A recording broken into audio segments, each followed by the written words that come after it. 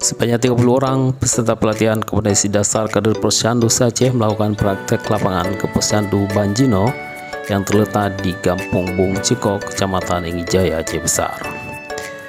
Bung Cikok Hasbi menyambut baik kedatangan peserta pelatihan kompetensi dasar kader Posyandu Kabupaten Kota yang berkunjung melakukan praktek kerja lapangan ke desanya.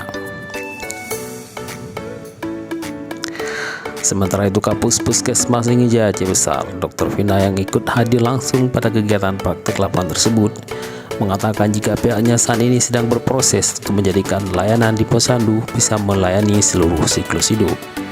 Kehadiran para peserta latih tersebut di wilayah kerja puskesmasnya diharapkan dapat memberikan banyak saran dan masukan untuk perbaikan demi kemajuan Posyandu di wilayah kerja puskesmas Ingi Jaya.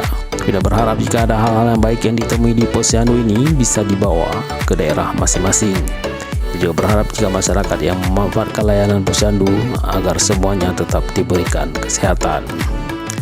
Sementara itu, Nur Laili SKM, salah satu fasilitator pada pelatihan kompetensi dasar kader Posyandu, mengatakan jika saat ini layanan Posyandu harus bisa melayani semua siklus hidup, mulai dari bayi hingga lansia.